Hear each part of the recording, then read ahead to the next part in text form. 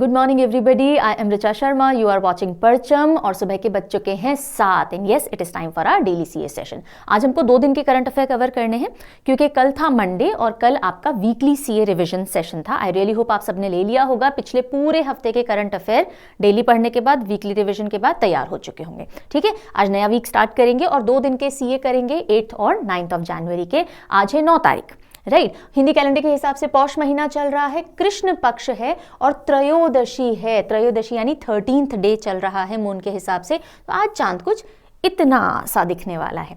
चलिए, so as usual हम शुरू करेंगे हमारे लास्ट क्लास में। लास्ट डेली सीए जो मैंने लिया था उसमें आपसे जाते जाते एक क्वेश्चन किया था और ये क्वेश्चन था which 2 countries will jointly host the 9th edition of T20 world cup 2024। T20 world cup 2024 जो होने जा रहा है वो 9th एडिशन होने वाला है और उसको 2 देश मिलकर के होस्ट करेंगे। उन 2 देशों का नाम मैंने आपसे पूछा था। राइट आंसर क्या होगा? सी होगा, West Indies and United states. 9 venues पे ये होने वाला है।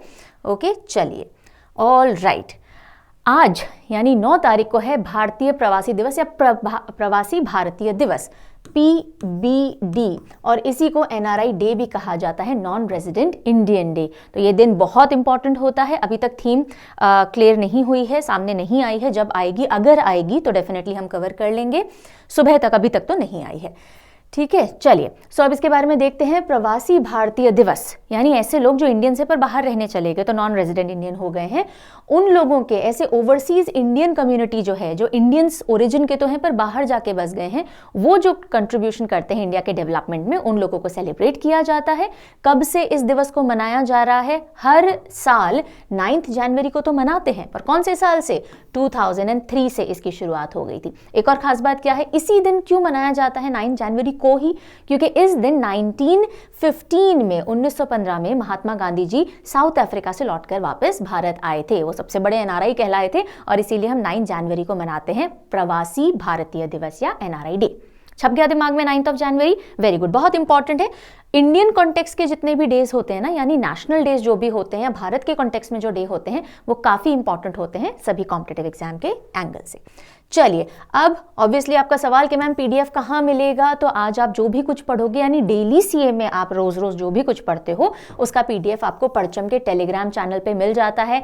कई फेक अकाउंट्स भी बने हुए हैं परचम के नाम से, तो प्लीज आप वीडियो का जो लिंक है ना उस पर क्लिक कीजिए, नीचे डिस्क्रिप्शन खुल जाएगा, मोर पे क्लिक कीजिए तो आपको सारे इंपॉर्टेंट टेलीग्राम्स लिंक मिल जाएंगे और वहां जाकर के आप चैनल ज्वाइन कर सकते हो। यहाँ पे डेली आपको सेशन के बाद करीब 10-11 बजे, 10:30 बजे प्रैक्टिस क्विज भी मिलती है, वो भी आप अटेम्प्ट कर सकते हो। वीकली क्विज भी मिलती है, मंथली क्विज भी मिलती है।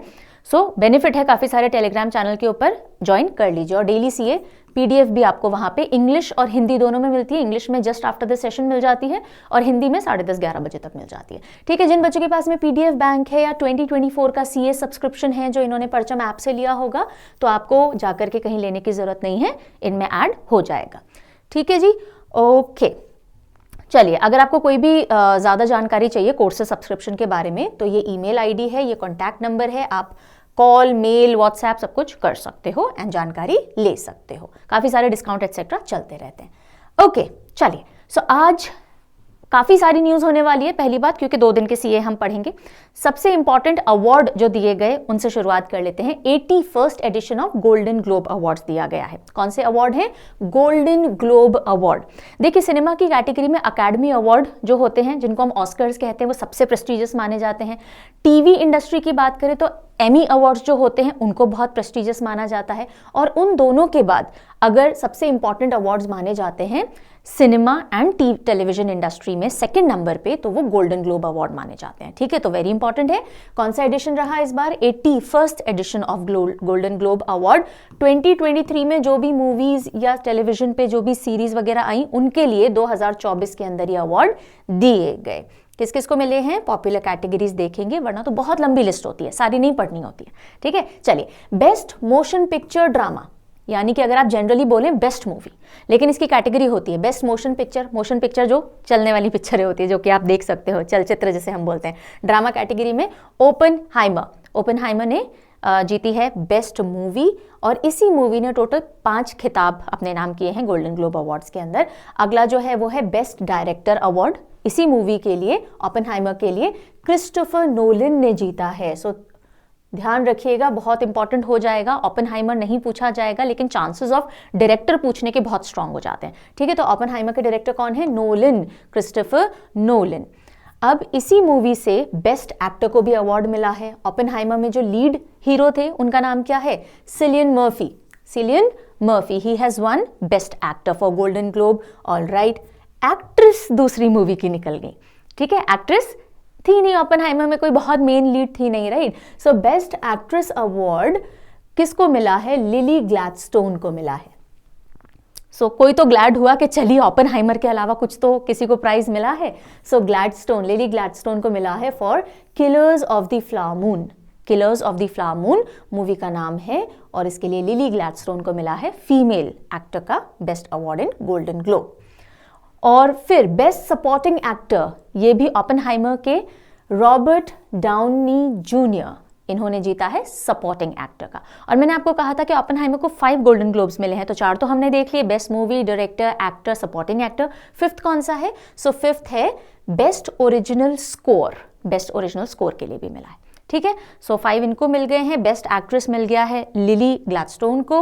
ओके, और ये तो सारी मूवी कैटेगरीज हो गई है ना। अब टेलीविजन कैटेगरी में भी दिया जाता है, तो टेलीविजन कैटेगरी में बेस्ट किसने जीता है? Succession series. कौन सी सीरीज है? सक्सेशन सीरीज ने best drama award television category के अंदर जीता है। ठीक है जी, अब गोल्डन ग्लोब अवार्ड के बारे में थोड़ा सा देख लेते हैं, बिकॉज करंट के साथ स्टैटिक पार्ट कवर करना भी इक्वली इंपॉर्टेंट है।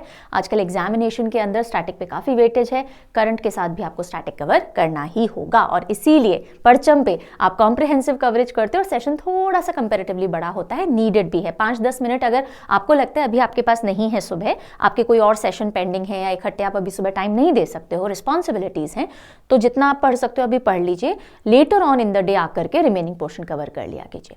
ठीक है, पर छोड़िए नहीं, दिस इज एडवाइजेबल। चलो, गोल्डन ग्लोब अवार्ड्स जो होते हैं वो एनुअल अवार्ड्स होते हैं, और किसमें एक्सेलेंस के लिए दिए जाते हैं? अमेरिकन या इंटरनेशनल फिल्म और टेलीविजन कैटेगरी के अंदर। कब से दिए जा रहे हैं? 1944 से दिए जा रहे हैं। And like I told you in the beginning, इनको सेकेंड मोस्ट इंपॉर्टेंट अवार्ड कहा जाता है आफ्टर अकेडमी अवार्ड्स फिल्म की कैटेगरी में एंड एमी अवार्ड्स टेलीविजन की कैटेगरी में। ठीक है, ऑल राइट। अब आगे बढ़े उससे पहले जानकारी।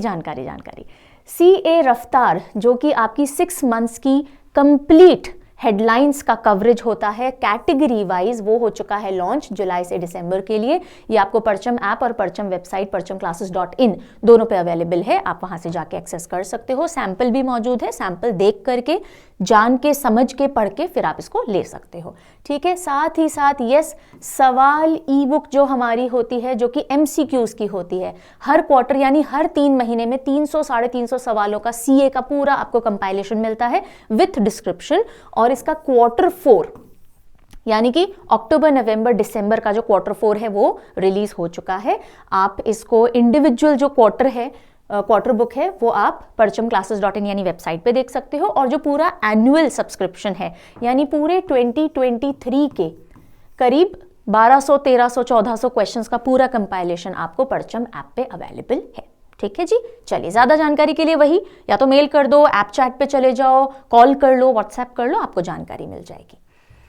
हम बढ़ेंगे आगे, और अगली न्यूज आ रही है गिनीज वर्ल्ड रिकॉर्ड एक इंडियन ने बनाया है उससे रिलेटेड। तो सुचेता सतीश, क्या नाम है इनका? Sucheta Satish from India sets world record, Guinness world record for singing in 140 languages. एक कॉन्सर्ट में, अकेले कॉन्सर्ट में 140 लैंग्वेजेस में गाना गा करके गिनीज वर्ल्ड रिकॉर्ड किसने बनाया है? इंडिया से सुचेता सतीश ने बनाया है।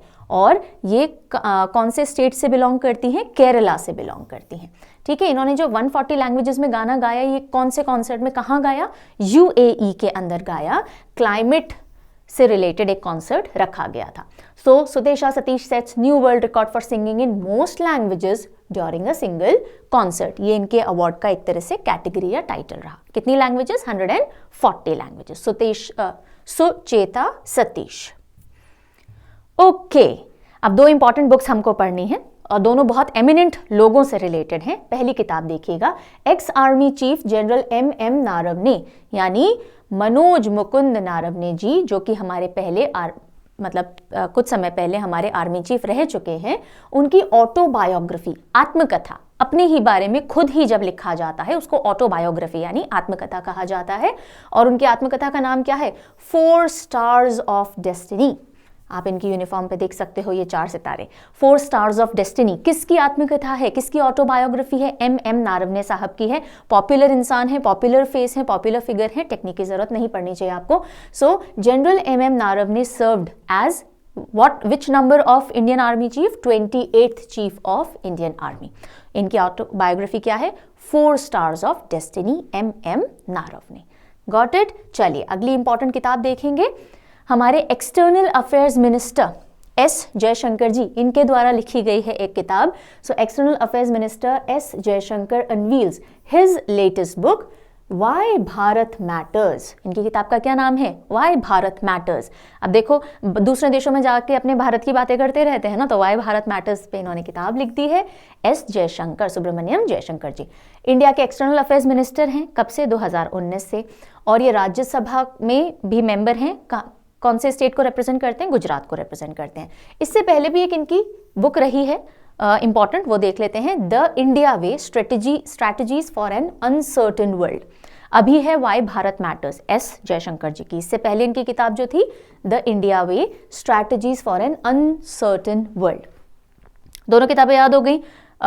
जो इससे पहले हमने एम नारवने साहब की देखी और अभी हमने एस जयशंकर जी की देखी।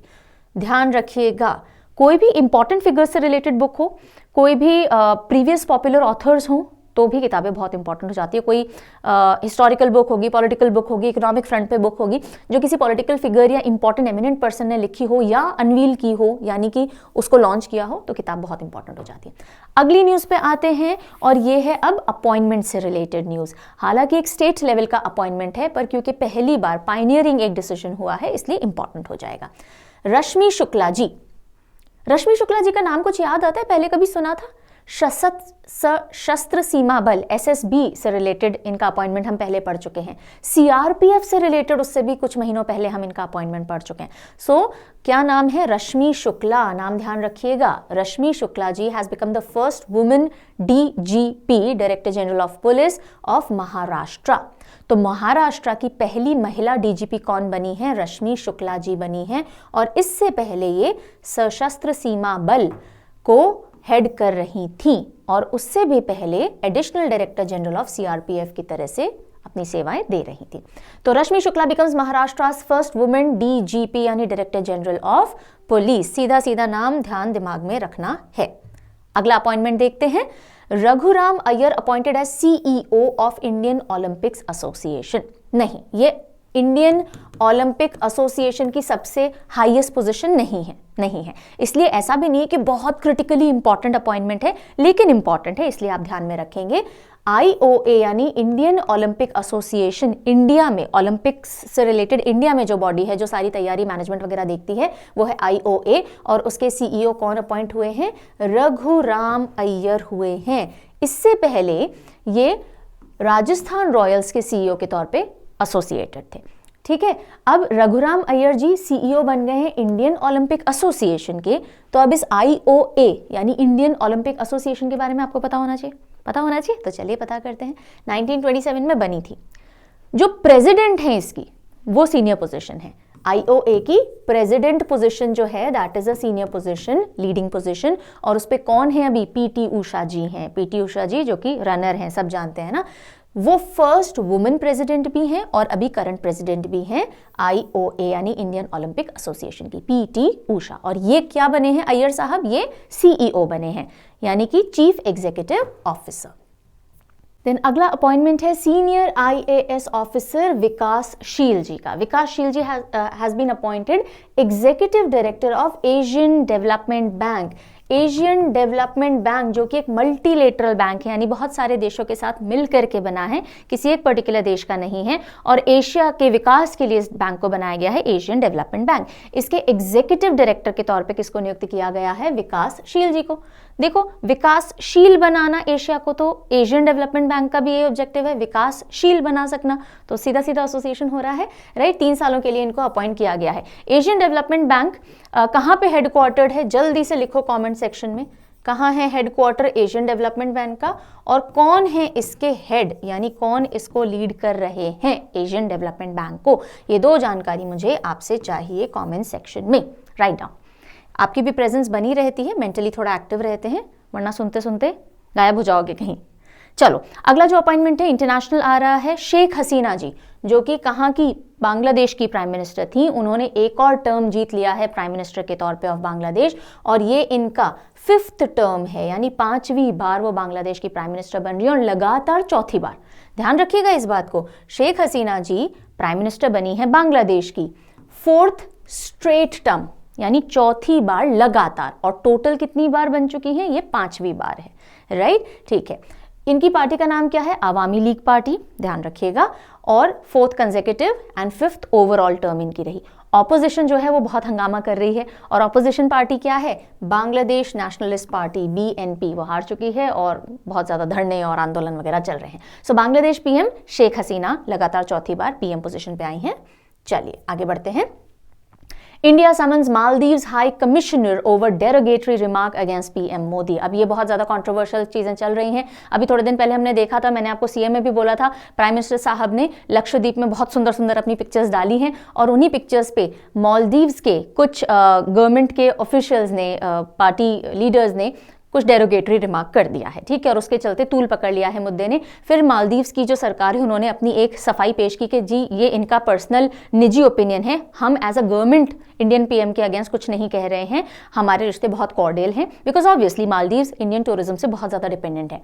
लेकिन अब क्योंकि, और उन 3 लोगों को जिन्होंने डेरोगेटरी रिमार्क किए थे उनको सस्पेंड भी कर दिया जा चुका है गवर्नमेंट से, लेकिन अब मुद्दा तो बढ़ चुका है। सो अब इसी के चलते इंडिया ने समन किया है, यानी बुलाया है मालदीव्स के हाई कमिश्नर को कि आइए थोड़ी चर्चा करते हैं, राइट। तो इसके लिए वो आ रखे हैं। अब कौन है मालदीव्स के हाई कमिश्नर, अब देखिए मालदीव्स के हाई कमिश्नर या इंडियन हाई कमिश्नर इन मालदीव्स, दोनों इंपॉर्टेंट हो जाएंगे। मालदीव्स के प्रेसिडेंट इंपॉर्टेंट हो जाएंगे। तो अब मालदीव्स को थोड़ा सा ध्यान से देख लीजिएगा, ठीक है, राइट। सो मालदीव्स हाई कमिश्नर इब्राहिम शहीब, इनको बुलाया गया है। आइए जरा चाय पे चर्चा करते हैं। चलिए, Indian high commissioner to the Maldives, हमारे high commissioner to the Maldives कौन है, मुनु महावर जी, मुनु महावर। और मालदीव के प्रेसिडेंट कौन है, मोहम्मद मुइज़ू।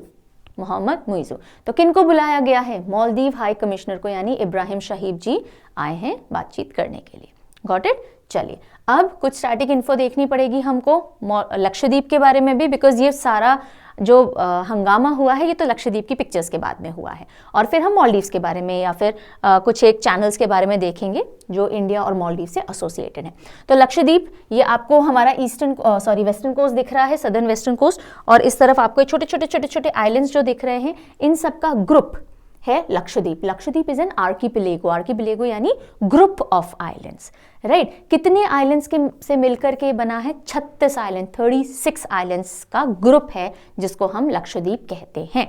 Got it. सबसे छोटी यूनियन टेरिटरी है इंडिया की। So it is the smallest union territory. Archipelago है 36 आइलैंड्स का, और कितने स्क्वायर किलोमीटर में फैला हुआ है, महज 32 स्क्वायर किलोमीटर के अंदर। कैपिटल क्या है लक्षद्वीप की, कवराती है। और ये जो लक्षद्वीप है ना, ये शब्द जो है मलयालम भाषा का है। संस्कृत में इसका मतलब होता है 100,000 आइलैंड्स, बहुत सारे आइलैंड्स, 100,000 आइलैंड्स। ये एक यूनिडिस्ट्रिक्ट यूनियन टेरिटरी है, यानी अकेली डिस्ट्रिक्ट है लक्षद्वीप, फर्दर डिस्ट्रिक्ट्स नहीं है इसके अंदर, ठीक है। सो तहसील वगैरह है, लेकिन यूनी डिस्ट्रिक्ट यानी सिंगल डिस्ट्रिक्ट है। और ये यूनियन टेरिटरी कौन से साल में बनी थी, 1956 के अंदर इसको यूनियन टेरिटरी घोषित किया गया था। यहां तक की बातें समझ में आ गई, कोई चैलेंज नहीं होना चाहिए। अब ये जो है ना, जितने भी आपको चैनल्स दिख रहे हैं, very very important, right. 8 degree channel, 9 degree channel, 10 degree channel, ये सब इंपॉर्टेंट हो जाते हैं। तो पहले हम देखेंगे 8 डिग्री चैनल। देखिए ये केरला दिख रहा है आपको, राइट। केरला के पास में ये छोटे छोटे आइलैंड्स, ये सब आपको दिख रहे हैं, राइट। यहाँ तक ये हमारे इंडियन टेरिटरी का हिस्सा है, लक्षद्वीप का हिस्सा है। लक्षद्वीप में भी ये कहा जाता है लक्षद्वीप का मेन हिस्सा, मेन लक्षद्वीप, और ये थोड़े मिनिकॉय रह जाते हैं। मिनिकॉय आइलैंड थोड़े फर्दर साउथ है। इन दोनों के बीच में जो आपको ये डिमार्केशन या एक जो वाटर्स का चैनल दिख रहा है, इसको कहते हैं 9 डिग्री चैनल। तो 9 डिग्री चैनल इंडिया के अंदर ही आता है, मेन लक्षद्वीप आइलैंड्स और मिनिकॉय आइलैंड के बीच में। तो ये हो गया मिनिकॉय को लक्षद्वीप से अलग करने वाला या डीमार्केट करने वाला 9 डिग्री चैनल। समझ में आ गई बात। उसके नीचे आएगा 8 डिग्री चैनल। 8 डिग्री चैनल क्या करता है, हमारे इंडियन टेरिटरी को मालदीव्स की टेरिटरी से जुदा करता है। यानी कि नीचे आता है मालदीव, ऊपर आता है ये मिनिकॉय जो कि इंडियन टेरिटरी है, क्योंकि लक्षद्वीप का ही ऐसे तो हिस्सा है ना, लेकिन इनके बीच में ये जो आपको चैनल दिख रहा है ये कहलाता है 8 degree channel. It separates Minicoy and Maldives, यानी कि मालदीव और इंडिया के बीच में बाउंड्री का काम करता है 8 डिग्री चैनल। लक्षद्वीप में ही मिनिकॉय और मेन लक्षद्वीप आइलैंड्स के बीच में आता है 9 डिग्री चैनल। यहां तक की बात समझ में आ गई। ये सब कहां हो रहा है, ये सब अरेबियन सी में हो रहा है, अरेबियन सी। अब बे ऑफ बंगाल साइड है, ये भारत है, इधर अरेबियन सी आ जाएगा, इधर बे ऑफ बंगाल आ जाएगा। बे ऑफ बंगाल में आते हैं हमारे अंडमान निकोबार आइलैंड्स, राइट। तो अब जो 10 डिग्री चैनल है ये अंडमान और निकोबार आइलैंड्स को सेपरेट करता है, जैसे कि आप यहां देख सकते हो थोड़ा बहुत। सो ये अंडमान और ये निकोबार, इनके बीच में आता है 10 डिग्री चैनल, ठीक है। तो अंडमान में सबसे नीचे आता है लिटिल अंडमान, निकोबार में सबसे ऊपर आता है कार निकोबार, इन दोनों के बीच में ये 10 डिग्री चैनल आ जाता है। तो आपको 8, 9 और 10 डिग्री चैनल समझ में आ गए, वेरी नाइस। तो ये आपका स्टैटिक पोर्शन यहां से हो गया। अगली न्यूज की तरफ बढ़ते हैं। अगली न्यूज है Ganga Sagar Mela. Very big conglomerate of humans, यानी बहुत सारे इंसान जो मनुष्य हैं वो इकट्ठे होते हैं, and second largest Hindu fair या मेला है जो कि पूरा भरता है। और सबसे बड़ा मेला कौन सा है, कुंभ मेला। और उसके बाद अगर हिंदू धर्म से रिलेटेड हम बड़ा मेले की बात करें तो गंगा सागर मेला है। अगर मैं हिंदू वर्ड हटा दूं, मैं बोलूं सेकेंड लार्जेस्ट फेयर, तो कोई और हो जाएगा जेतराम, जो कि ट्राइबल फेयर होता है। तो सबसे बड़ा हो जाता है हमारा कुंभ मेला, ठीक है, ये तो सबसे बड़ा है ही, अनडिस्प्यूटेड। फिर मैं बोलूं सेकेंड लार्जेस्ट हिंदू या हिंदू रिलीजन या हिंदू धर्म या हिंदू प्रैक्टिशनर्स का मेला, तो वो हो जाएगा गंगा सागर मेला, ठीक है। कहाँ भरता है ये, वेस्ट बंगाल में, और जो संक्रांति त्योहार आता है उसके आसपास ये होता है। तो शाही स्नान इस बार जो होगा, जो मेन स्नान होगा 14 और 15 जनवरी को होगा। Ganga Sagar Mela to begin in West Bengal, ध्यान रखेंगे गंगा सागर वेस्ट बंगाल में होता है। World second largest Hindu fair after Kumbh, Bharat का ही नहीं, एशिया का ही नहीं, दुनिया का। कुंभ के बाद हिंदुओं का सबसे बड़ा मेला कौन सा होता है, गंगा सागर मेला होता है। हर साल मकर संक्रांति त्योहार के आसपास इसको मनाया जाता है। कहाँ होता है जी, सागर आइलैंड। कहाँ, सागर आइलैंड, अभी मैं मैप दिखाऊंगी। और इसका जो मेंशन है, यानी इसके बारे में बातचीत इंडियन एपिक्स जैसे कि रामायण महाभारत में भी किया गया है। तो ऐसा माना जाता है कि 400 BCE समय से ये गंगा सागर मेला चला आ रहा है।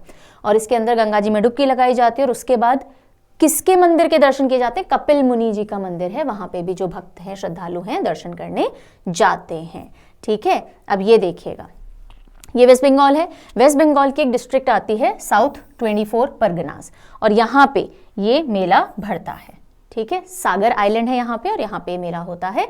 और फर्दर अगर हम देखें तो सागर आइलैंड वेस्टर्न मोस्ट आइलैंड है गंगा ब्रह्मपुत्रा डेल्टा का। यहाँ पे गंगा ब्रह्मपुत्रा डेल्टा बनता है हमारे वेस्ट बंगाल और बांग्लादेश वाले एरिया के अंदर। तो सबसे western most island Ganga Brahmaputra delta का कौन सा है, सागर आइलैंड है, जो कि साउथ 24 परगना डिस्ट्रिक्ट में पड़ता है। कौन सी नदी के मुहाने पे बनता है, हुगली रिवर, हुगली रिवर पे बनता है, ठीक है जी। आपको लोकेशन, रिवर, डिस्ट्रिक्ट सब समझ में आ गई। अब स्टैटिक स्टैटिक स्टैटिक, अब हमने एक मेला पढ़ा है, तो काफी सारे मेले जो इंपॉर्टेंट है वो मैंने यहाँ लिख दिए हैं, जैसे कि अंबुबाची मेला। अंबुबाची मेला असम, जो कामाख्या देवी का मंदिर है, बहुत पॉपुलर है, तो वहां पे अंबुबाची मेला पड़ता है असम के अंदर। मेदराम जात्रा, मेदराम जात्रा अगर मैं कहूं एशिया का सेकंड लार्जेस्ट फेयर, मैं हिंदू वर्ड हटा दूं, ठीक है, तो फर्स्ट तो कुंभ है, सेकंड लार्जेस्ट फेयर तो मेदराम जात्रा, लेकिन क्योंकि ट्राइबल्स का है इसलिए सिर्फ सेकंड लार्जेस्ट कहा जाए तो इसका नाम आएगा, सेकंड लार्जेस्ट हिंदू फेयर बोल दिया जाए तो गंगा सागर आ जाएगा, ठीक है। मेदराम वारंगल तेलंगाना के अंदर ये जो मेला है ये भरता है। फिर सूरजकुंड हैंडीक्राफ्ट मेला जो है, फेयर जो है, ये कहाँ, सूरजकुंड फरीदाबाद हरियाणा के अंदर, again very important. Kumbh Mela हमको पता ही है 4 जगहों पे होता है, नासिक, उज्जैन, इलाहाबाद और हरिद्वार। और सोनेपुर कैटल फेयर मवेशियों का, कैटल का सबसे बड़ा जो मेला लगता है वो कहाँ है? सोनेपुर, बिहार के अंदर ये मेला पड़ता है। सो इम्पॉर्टेंट, देन इम्पॉर्टेंट तो है ही, इम्पॉर्टेंट है और ये भी इम्पॉर्टेंट है, सारे इम्पॉर्टेंट है। चलिए आगे बढ़ते हैं। अगली न्यूज आ रही है, the international purple fest 2024 begins in Goa. Goa के अंदर क्या शुरू हुआ है? अंतरराष्ट्रीय पर्पल फेस्ट 2024। पर्पल फेस्ट किससे रिलेटेड है? जो दिव्यांग होते हैं, जो पर्सन्स विद डिसेबिलिटीज होते हैं, उनसे जुड़ा हुआ ये एक पूरा फेस्टिवल है जिसमें वो लोग आकर के अपने टैलेंट्स परफॉर्म करते हैं। और ये सेकेंड एडिशन है इंटरनेशनल पर्पल फेस्टिवल का। कहाँ हो रहा है? गोवा के अंदर हो रहा है, ठीक है। और इसमें जो शुरुआत हुई वो एक पर्पल एंथम से हुई। उस पर्पल एंथम का जो टाइटल है वो है धूमल। क्या है? Dhumal. Alright, international purple fest Goa में हो रहा है। ये सारी स्टेट न्यूज चल रही है बाय द वे, ठीक है, समझ में आ रहा होगा। जब भी हम किसी स्टेट के बारे में बात करते हैं, यूनियन टेरिटरी के बारे में बात करते हैं, वो स्टेट न्यूज सेक्शन आ जाएगा। अगली न्यूज है जो आ रही है कर्नाटका से, बैंगलोर से precisely. 13th state level philatelic exhibition, stamps जो होती है ना उनसे रिलेटेड, चिपकाते हैं जो stamp. Okay, so 13th state level philatelic exhibition Karnapex 2024, Karnataka के लिए कार्ने याद रख लेगा, Karnapex 2024 a festival of stamps. किसने ऑर्गेनाइज किया? कर्नाटका पोस्टल ने। कहाँ? बेंगलुरु के अंदर। Got it? सो कार्नेपेक्स 2024 कहाँ हुआ? कर्नाटका में, बेंगलुरु के अंदर। And what is it? It is a festival of stamps. और ये स्टेट लेवल के ऊपर, ये देखिए ये सारी स्टैम्प एग्जीबिशन लगी हुई है। आगे चलते हैं। द 10th एडिशन ऑफ, ये न्यूज हमने पहले भी पढ़ी थी, अब इसके अंदर थोड़ी और विस्तृत चर्चा होगी क्योंकि उस समय ये हमने पढ़ा था कि वाइब्रेंट गुजरात ग्लोबल समिट होगा, बस इतना हुआ था। अब इसमें थोड़ी और डेवलपमेंट आई है, तो आगे बढ़ाते हैं चर्चा को। 10th edition of vibrant Gujarat global summit will commence in Gandhinagar. Gandhinagar Gujarat के अंदर 10th एडिशन होना है किस समिट का? Vibrant global Gujarat global summit का। पहली चीज तो ये समझ में आ गई, ठीक है। कब से कब तक होगा? अगर आप थोड़ा भी पोस्टर को ध्यान से देखें, 10th से 12th ऑफ जनवरी के बीच में होगा ये, राइट। सो पीएम मोदी साहब पहुंच गए हैं, बातचीत कर रहे हैं सारे लोगों से, मीटिंग्स कर रहे हैं। 10 से 12 जनवरी 2024 गांधीनगर गुजरात के अंदर होना है ये जो समिट है वो, और 4 साल के बाद होगा बिकॉज बीच में कोविड आ चुका था। थीम क्या है? वेरी वेरी इंपॉर्टेंट थीम क्या है इसकी? Gateway to the future. और इस समिट के अंदर जो भी 2047 तक हमको विजन जो है हमारा डेवलप्ड इंडिया बनना है 2047 तक, तो क्या क्या करना है, रोड मैप वगैरह डिस्कस किया जाएगा, लॉन्च किया जाएगा। 34 पार्टनर कंट्रीज हैं इस बार, और साथ ही साथ 16 पार्टनर ऑर्गेनाइजेशंस हैं इस समिट के लिए। बहुत सारे इवेंट्स होंगे। देखो नाम क्या है इसका? नाम क्या है? ग्लोबल समिट है ना। सो वाइब्रेंट गुजरात तो ठीक है, ग्लोबल समिट है तो बहुत सारे देश आ रहे हैं, तो ऐसे मुद्दे जो कि ग्लोबल इंपॉर्टेंस के होते हैं उनके ऊपर डिस्कशन इसके दौरान किया जाएगा। वेरी इंपॉर्टेंट एक पॉइंट जो इसमें इंक्लूडेड है और जिसकी वजह से न्यूज मैंने वापस आपके लिए ऐड की है वो ये है आईडेक्स एट वाइब्रेंट गुजरात 2024। इस बार वाइब्रेंट गुजरात जो ग्लोबल समिट हो रहा है उसमें आईडेक्स भी पार्टिसिपेट कर रहा है। Now what is this iDEX? What is this all about? ये जानना जरूरी है, ठीक है। So iDEX DIO full form से देखिएगा, innovations for defence excellence, defence innovation organisation. So innovation for defence excellence ये है आईडेक्स, और ये किससे रिलेटेड है? डिफेंस इनोवेशन ऑर्गेनाइजेशन से रिलेटेड। ये इंडिया की मिनिस्ट्री ऑफ डिफेंस के अंडर में आता है और ये भी इस साल पार्टिसिपेट कर रहा है। ये एक तरह से स्कीम है, राइट। सो एक फ्लैगशिप इनोवेशन स्कीम है जो कि 2018 में 2018 के अंदर इस आईडेक्स को पीएम मोदी साहब ने लॉन्च किया था, ठीक है। ये इसके तहत इंडिया की जो मिनिस्ट्री ऑफ डिफेंस है वो इनोवेशन वगैरह के लिए जो आउटसाइड पार्टीज हैं जैसे स्टार्टअप्स हो गए, बिजनेस हाउसेज हो गए, उनके साथ में हाथ मिलाते हैं रिसर्च एंड डेवलपमेंट के लिए, ठीक है। So it is a flagship innovation scheme of India's ministry of defence, हमारी जो रक्षा मंत्रालय है। और इसका मेन एम क्या है? इनोवेशन इकोसिस्टम को बढ़ावा दिया जा सके, startup, innovators, micro small medium enterprises, incubators, academicians, इन सबके सहयोग के साथ में, ताकि हम हमारे डिफेंस के अंदर और ज़्यादा R&D रिसर्च एंड डेवलपमेंट कर सके। समझ में आ गया? आईडेक्स आयोडेक्स नहीं है ये, ठीक है। Innovation for defence excellence, defence innovation organisation भी पार्टिसिपेट करेगा। चलिए अगली न्यूज़ की तरफ बढ़ते हैं। होम मिनिस्टर अमित शाह, हमारे होम मिनिस्टर हैं, कोऑपरेटिव्स से रिलेटेड भी यूनियन मिनिस्टर हैं, Amit Shah to chair national PACS mega conclave. PACS mega conclave होने जा रहा है, और ये कब हो रहा है? हो चुका है रादर, हो चुका है और उसको टू चेयर नहीं है, चेयर कर दिया है इन्होंने, नेशनल PACS मेगा कॉन्क्लेव। अब आप पूछोगे मैम ये PACS क्या है? बिल्कुल बिल्कुल अच्छी बात है, तो पहले हम ये समझ लेते हैं। Primary agricultural credit societies, primary agricultural credit societies का एक कॉन्क्लेव हो रहा है, जिसको चेयर किसने किया? अमित शाह जी ने किया। ठीक है, अब ये जो PACS है इसको रिसेंटली प्रधानमंत्री भारतीय जन औषधि केंद्र के रूप में काम करने का भी एक तरह से ओके मिल गया है। और ये जन औषधि केंद्र क्या होते हैं? जो जेनेरिक मेडिसिन होती है ना, जैसे आप किसी ब्रांड की दवाई लोगे तो महंगी आती है, वही फॉर्मूला, उसी दवाई के सॉल्ट्स सस्ती मेडिसिन के फॉर्म में लेकिन क्वालिटी मेडिसिन के तौर में जन औषधि केंद्र पे मिलते हैं। तो ये जो प्राइमरी एग्रीकल्चरल क्रेडिट सोसाइटीज हैं यही इनकी तरह भी वर्क करती हैं प्रधानमंत्री भारतीय जन औषधि केंद्र के तौर पे। और ये जो कॉन्क्लेव है इसी नेशनल PACS मेगा कॉन्क्लेव को ऑर्गेनाइज करवाया गया मिनिस्ट्री ऑफ कोऑपरेशन ने अलॉन्ग विथ NCDC। NCDC क्या है? National cooperative development corporation. तो PACS का जो कॉन्क्लेव है किसने ऑर्गेनाइज करवाया? मिनिस्ट्री ऑफ कोऑपरेशन ने, राइट, अलॉन्ग विथ NCDC। और उसको चेयर किसने किया? अमित शाह ने। इतनी बात ध्यान रखनी है और आगे बढ़ जाना है। First inland waterways development council meeting. Inland waterways development council जो है वो अक्टूबर 2023 में गठित किया गया। ठीक है, ताकि जो हमारे इनलैंड वाटरवेज हैं, यानी कि एक तो होते हैं देशों वेशों को जोड़ने वाले जो हम एक्सपोर्ट इंपोर्ट के लिए यूज लेते हैं, बड़ी बड़ी कार्गो शिप्स जाती है, ये है इनलैंड वाटरवेज, यानी हमारे ही एरिया, हमारी ही टेरिटरी के अंदर छोटे छोटे जो वाटरवेज होते हैं उनको यूज लेना। क्रूज हो गए, रिवराइन वाटरवेज हो गए, जहाँ पे छोटी छोटी नावें चल सकती हैं, छोटे शिप्स चल सकते हैं, छोटे क्रूज चल सकते हैं, बड़े क्रूज चल सकते हैं। तो उनसे related inland waterways development council गठित किया गया और उसकी पहली मीटिंग हुई है। ठीक है, तो ये न्यूज़ है, पहली मीटिंग हुई है 8 जनवरी को। कहाँ हुई? सबसे पहली बात ये आएगी, किसने लीड किया? दूसरी बात ये आएगी, कहाँ हुई? कोलकाता के अंदर हुई। कहाँ हुई है जी? कोलकाता के अंदर हुई है। यूनियन मिनिस्टर सर्बानंद सोनोवाल जी ने चेयर किया है, यानी उन्होंने अध्यक्षता की है। So first inland waterways development council की मीटिंग हुई है, कोलकाता के अंदर हुई है। सर्बानंद सोनोवाल जी जो कि हमारे यूनियन मिनिस्टर हैं इस फील्ड के, उन्होंने इसको चेयर किया है। और ये यूनियन पोर्ट शिपिंग वाटरवेज के यूनियन मिनिस्टर हैं। बहुत सारे इनिशिएटिव हैं जिनको अनवील किया गया, जैसे कि हरित नौका, हरित यानी ग्रीन, नौका शिप से रिलेटेड है, यानी ग्रीन शिपिंग, जिसमें ग्रीन फ्यूल वगैरह का इस्तेमाल किया जाए, कार्बन डेटिंग कम हो, एमिशंस कम हो।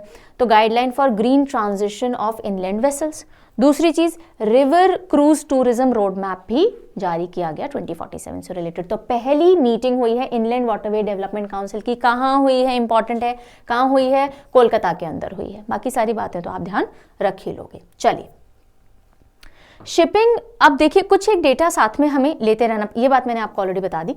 जो हमारा इनलैंड वाटरवेज डेवलपमेंट काउंसिल है वो अक्टूबर 2023 में बनाया गया था, ताकि जब कोई काउंसिल बन जाएगा, कोई एक डिपार्टमेंट या काउंसिल या बॉडी बन जाती है, तो बहुत स्पेशलाइज फोकस से काम किया जा सकता है, राइट।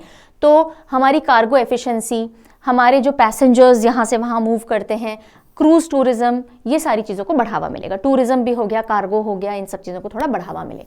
और ये जो शिपिंग इंडस्ट्री है वो एम कर रही है इनलैंड वाटर ट्रांसपोर्टेशन अभी 2% कंट्रीब्यूट करता है, राइट, और उसका जो कंट्रीब्यूशन है वो 5% हो जाए। और ये हमारे मैरीटाइम इंडिया विजन जो है 2030 उसके हिसाब से है कि भाई अभी 2% कंट्रीब्यूशन होता है इनलैंड वाटर का ट्रांसपोर्टेशन में, इसको बढ़ा करके 5% करना है। चलिए आगे बढ़ते हैं। अगली खबर आ रही है, India and Saudi Arabia sign bilateral Hajj agreement 2024 in Jeddah. So जेदा के अंदर एक बायलैटरल यानी द्विपक्षीय, दो देशों के बीच में एक अग्रीमेंट साइन हुआ है। कौन से दो देश हैं? एक तो हम हैं और दूसरा है सऊदी अरेबिया, जो हज के लिए जाते हैं जहां पे लोग।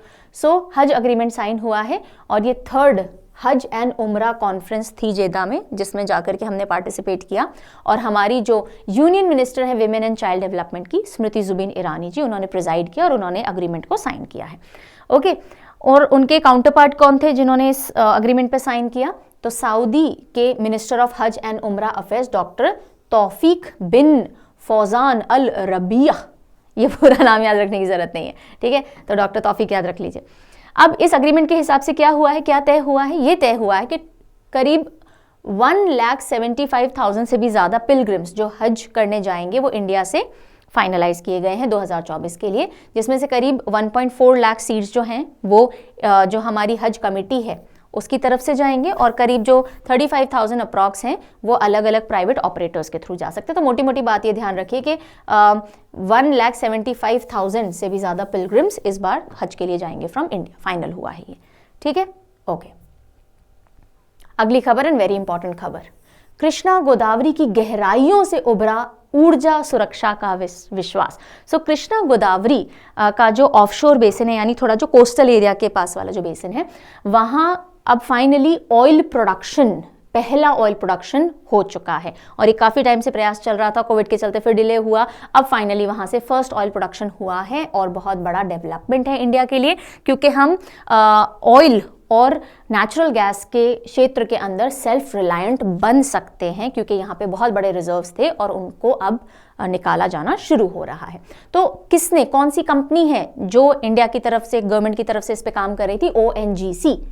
ONGC initiates oil production from its flagship deep water project in Krishna Godavari basins offshore. Krishna Godavari basin बहुत बड़ा है, राइट, जो शोर के आसपास वाला इलाका है ना, अभी मैं मैप पे भी दिखाऊंगी। तो न्यूज़ क्या आती है समझ में आ गई। ONGC ने कृष्णा गोदावरी बेसिन के अपतटीय क्षेत्र में अपनी प्रमुख गहरे पानी की परियोजना से तेल उत्पादन शुरू कर दिया है, and PM Modi has lauded, यानी तालियां बजाई, उन्होंने कॉन्ग्रेचुलेट किया है इस चीज को। तो फर्स्ट ऑयल प्रोडक्शन कमेंस हो चुका है, और deep water Krishna Godavari basin, उसका नाम क्या है, उस बेसिन का, उस इलाके का जहां ये काम किया गया है, उसका नाम क्या है, कोड है भाई KGDWN 98/2 ब्लॉक, राइट। और ये कोस्ट जो एरिया है बे ऑफ बंगाल वाली साइड का, ऑब्वियसली आंध्र प्रदेश वाला जो इलाका है ना, यहाँ पे ये पड़ता है। 30 kilometre of the coast of Kakinada. Kakinada कहाँ आता है? आंध्रा के अंदर आता है। इन कृष्णा गोदावरी बेसिन पहला ऑयल एक्सट्रैक्ट किया गया है काकीनाड से 30 किलोमीटर ऑफ द कोस्ट। अब इस प्रोजेक्ट से इतनी खुशी क्यों है? क्योंकि इससे बहुत सारी उम्मीदें टिकी हैं। ये एक्सपेक्ट किया जा रहा है कि 7% हमारा जो करंट नेशनल ऑयल प्रोडक्शन है उसमें 7% की बढ़ोतरी आएगी, विच इज़ ह्यूज, और हमारा जो नेशनल नेचुरल गैस प्रोडक्शन है उसमें भी 7% की बढ़ोतरी देखने को मिलेगी, और इससे क्या होगा, हम एनर्जी में आत्मनिर्भरता की ओर आगे बढ़ेंगे। Got it? चलिए, तो अभी ये भी रीज़न है बिकॉज हम अभी इंपोर्ट करते हैं बहुत ज़्यादा, हमारी रिक्वायरमेंट बहुत है, और हम वर्ल्ड के 3rd लार्जेस्ट कंज्यूमर हैं क्रूड ऑयल के, और हम काफ़ी सारे इंपोर्ट्स पे डिपेंड करते हैं हमारी रिक्वायरमेंट के लिए।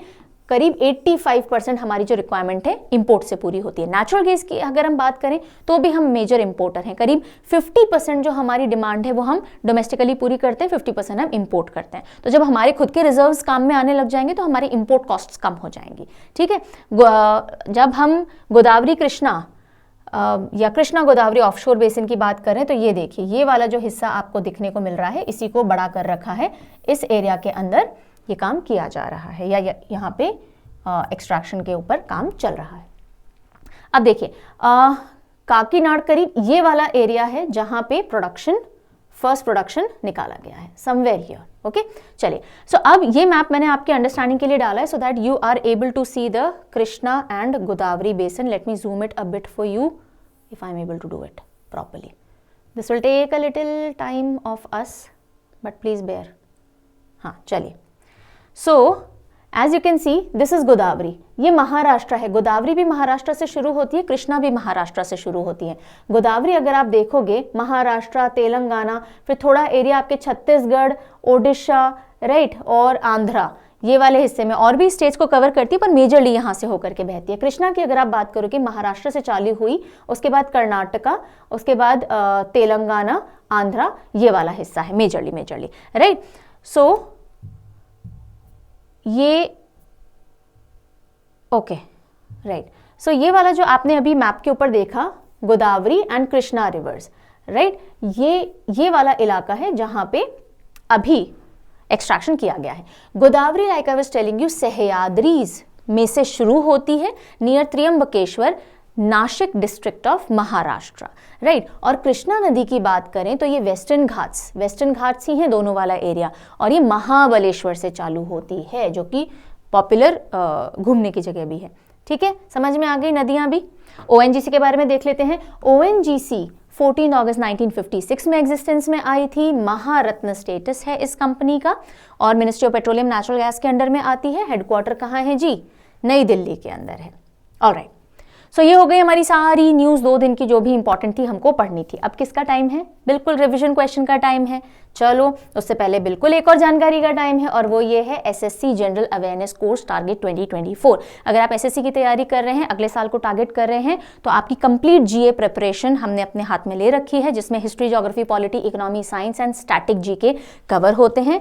कंप्लीट कोर्स भी मिल जाएगा जीए का और इंडिविजुअल सब्जेक्ट्स भी मिल जाएंगे। इसमें static GK I am taking care for this. और अगर आप रिचा 20 कोड यूज करेंगे तो ये जो बड़ा वाला पूरा कोर्स है इंस्टेंट 20% ऑफ मिल जाएगा। फर्दर डिस्काउंट्स चाहिए तो अप टू 33% डिस्काउंट आप ले सकते हो। स्कॉलरशिप क्विज वगैरह चलती रहती हैं। परचम_क्लासेस इंस्टाग्राम अकाउंट है, वहां पे आप जानकारी ले सकते हो, नहीं तो हेल्पलाइन नंबर्स आपको बता रखे हैं। काफी सारे फीचर्स हैं इसके। इंट्रोडक्टरी वीडियो देख लीजिए, फ्री लेक्चर्स दिए हुए हैं परचम ऐप पे। परचम ऐप पे मिलेगा ये सब कुछ, उनको देख लीजिए, डिस्क्रिप्शन पढ़ लीजिए, तसल्ली हो तो ले लीजिए। हमें तो पता है बेस्ट कोर्स है एसएससी में जनरल अवेयरनेस का, आप अपनी तसल्ली करके ले सकते हो। चलो जी, पहले क्वेश्चन की तरफ बढ़ेंगे। आ जाओ।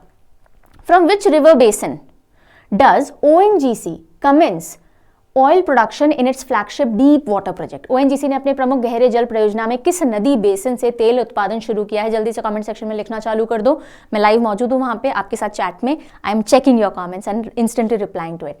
कौन सी नदी का बेसिन है जहां से ओएनजीसी ने पहली बार अभी ऑयल प्रोडक्शन स्टार्ट किया है? बिल्कुल बिल्कुल, कृष्णा गोदावरी बेसिन। एक्सीलेंट। चलो next question. Which city hosted first inland waterways development council meeting? किस शहर ने अपनी पहली अंतर्देशीय जलमार्ग विकास परिषद की बैठक की मेजबानी की है? हमने देखा कि पहली इनलैंड वाटरवेज की डेवलपमेंट काउंसिल की मीटिंग हुई। कहां हुई? बिल्कुल जी, कोलकाता के अंदर हुई है। Third question your way. 4 Stars of Destiny, क्या नाम है किताब का? 4 Stars of Destiny is an autobiography of, किसकी आत्मकथा है ये 4 Stars of Destiny? सोचिए कौन है? बड़े कंफ्यूजिंग से ऑप्शन दिए मैंने आपको। जनरल मनोज मुकुंद नारवने जी हैं, इनकी ऑटोबायोग्राफी है ये। Next question is who has one the golden globe best male actor motion picture drama? अब ये मोशन पिक्चर ड्रामा से कंफ्यूज मत हो ना। ड्रामा कैटेगरी यानी पॉपुलर कैटेगरी जो सबसे इंपॉर्टेंट कैटेगरी है, उसमें बेस्ट मेल एक्टर किसने जीता है गोल्डन ग्लोब अवार्ड के अंदर? आपके 4 ऑप्शन है और आपको जवाब देना है। The answer will be B, Cillian Murphy, Oppenheimer movie के लिए।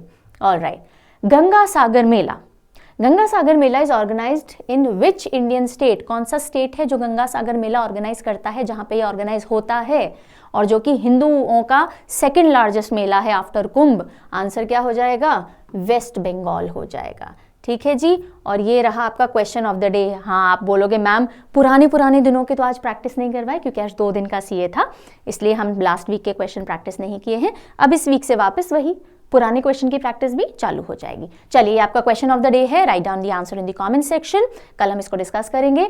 The book why Bharat matters is written by whom? इन चारों में से what is the right answer? Write down in the comment section. I really hope जो भी पढ़ाई समझ में आ गया होगा। पीडीएफ आपको मिल जाएगी, मैंने बता दिया है। बाकी अगर कोई क्वेरी कंसर्न है तो you can always contact us. Comment section में भी लिख सकते हो, ऐप चैट पे लिख सकते हो, मेल कर सकते हो। मेरा खुद का इंस्टा आईडी है रिचा शर्मा 2325, उस पर भी आप मुझे संपर्क कर सकते हो। Until we meet next, take very good care of yourself. Have a nice day. Bye bye.